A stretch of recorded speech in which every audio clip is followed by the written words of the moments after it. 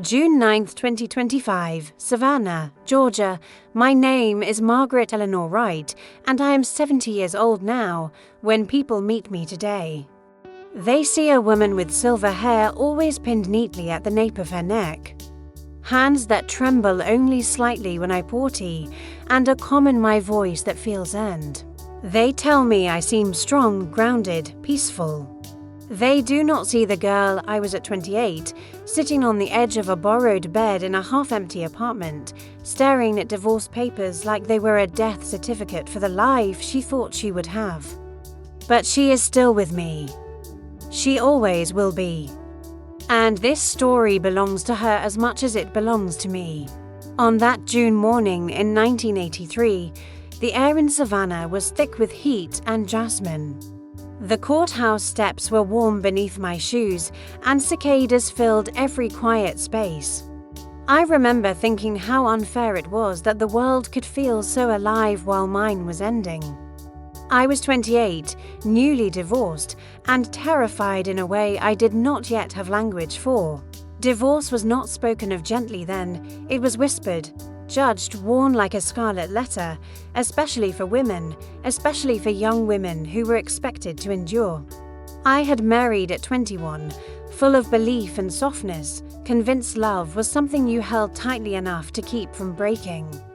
I did not know then that love also needs room to breathe, and that sometimes it suffocates under the weight of unspoken resentment and quiet disappointments.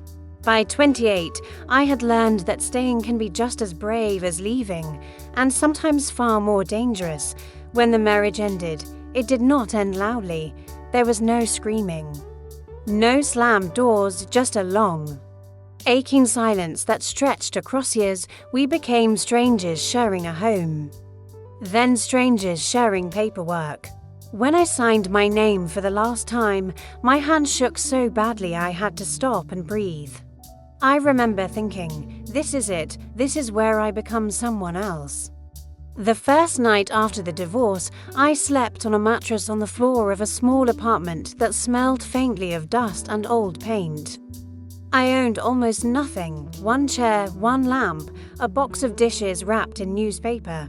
The silence was unbearable, not peaceful, not gentle. It pressed against my chest until breathing felt like work. I cried without sound, pressing my face into a pillow so the neighbors would not hear. In those early months, survival became my only ambition.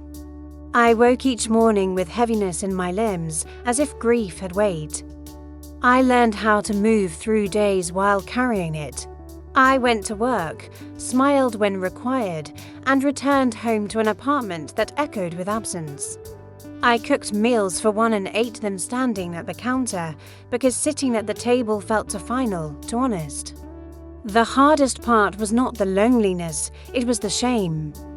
Friends did not know what to say.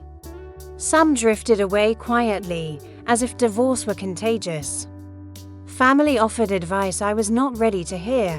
What I needed was permission to grieve without being rushed into hope. There were nights I questioned everything, nights I wondered if I had failed, if I had given up too soon. Over time, I learned to answer them gently. I learned that a woman's worth is not measured by her endurance of pain, but by her willingness to choose herself when staying costs too much. Money was a constant fear. I had never managed finances alone before. Every bill felt like a threat. I learned to budget, to say no, to stretch meals, to walk instead of drive. The years that followed did not transform me overnight. People skip these years when they tell survival stories, but they are where life is truly rebuilt. The first holiday season alone was unbearable. Christmas lights blinking in other people's windows felt like mockery. I put up no decorations, ate dinner from a paper plate, and went to bed early. Loneliness teaches you what you value. It also teaches you how strong you are when no one is. Watching work became both refuge and exhaustion. Independence reshapes a woman. It strips away illusions and leaves something steadier behind. I learned to find joy in thrift store discoveries, to celebrate small luxuries like fresh bread or a new notebook. Slowly, the silence that once terrified me became spacious.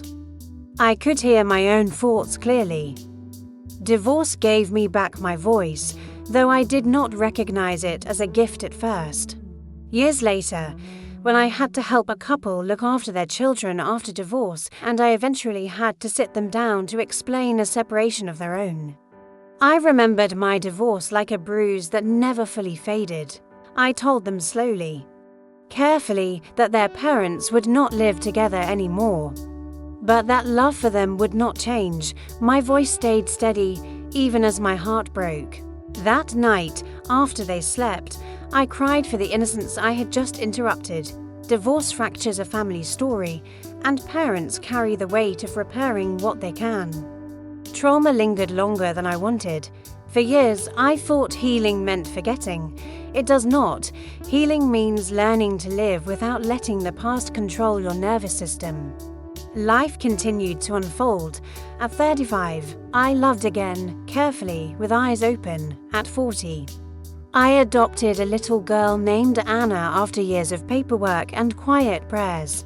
Motherhood arrived later for me, but it arrived with intention, patience, and fierce devotion. I raised her with honesty.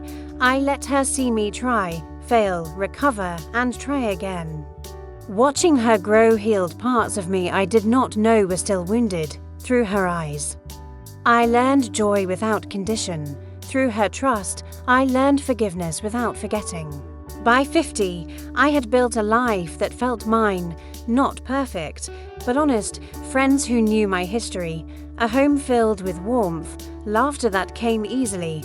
Now, at 70, I sit in a quiet spare room in the early mornings, sunlight slipping through thin curtains, and think about that 28-year-old woman.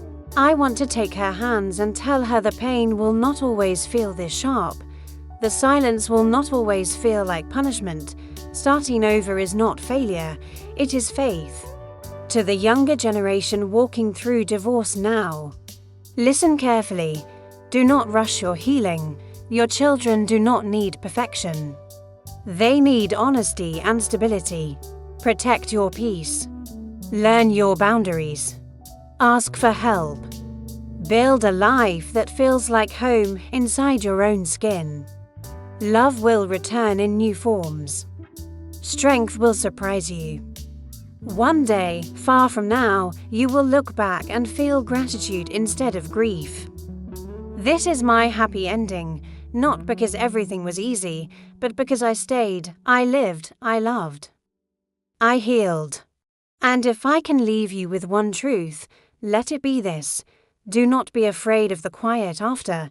Sometimes it is where you finally hear yourself, and where your truest life begins.